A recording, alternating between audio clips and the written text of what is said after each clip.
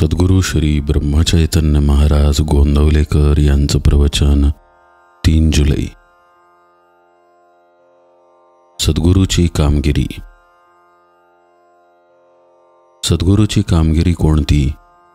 आरशावर धूळ पडलेली असते ती बाजूला सारायला सद्गुरू सांगतात.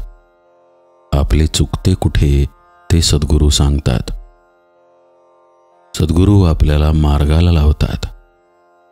स्वप्नामध्ये तलावात पडला म्हणून ओरडू लागला, तोच जाग आल्यावर ओरडायचा थांबला.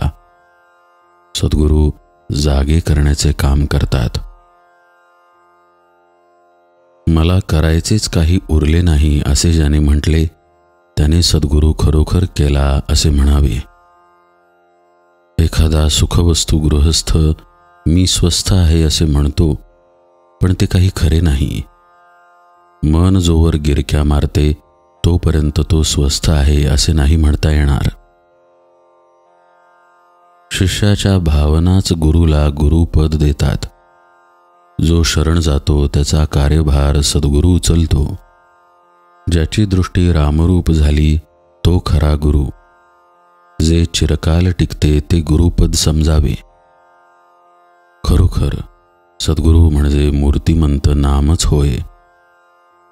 गुरुने सांगितलेले अक्षरशः पाळणे हेच खरे साधन. संत कोणालाही देहाने कायमचे लाभले नाहीत. संतांना भगवंताचा जो ध्यास असतो तो महत्वाचा आहे.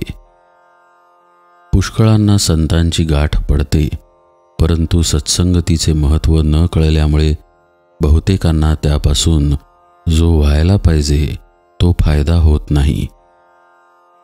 आपली जी कर्तव्ये ठरली आहेत ती आपण बरोबर करावीत.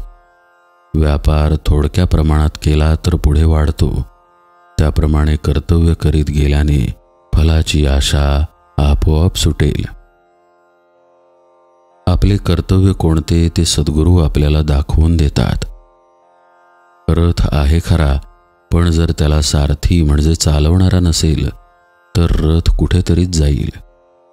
केवळ गाडी माझी आहे म्हणून ती मालकाला चालवता येणार नाही. साधी बैलगाडी सुद्धा चालवता येणार नाही. आपला देह मनुष्य आपल्या मनाने चालवतो आणि खड्ड्यामध्ये पडतो. सद्गुरू हे गाडीवानाचे काम करतात आणि आपल्या देहरूपी गाडीला योग्य रस्त्यावरून नेतात. आपण नेहमी भगवंताच्या अनुसंधानात मग्न असावे आणि गाडीवानावर विश्वास ठेवून निर्धास्त असावे.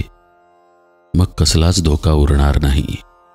आपल्या नशिबात जेवढे मिळायचे असेल तेवढेच आपल्याला मिळणार अशी वृत्ती बनवून आपले हवेपण कमी होईल. मनाची ही वृत्ती झाली की जे घडेल ते भगवंताच्या इच्छेनेच घडेल असे आपल्याला वाटू लागेल. असे वाटू लागले की समाधान चालत घरी येईल. पण हे सगळे होण्यासाठी आपल्या अंतःकरणाची शुद्धता हा पाया आहे.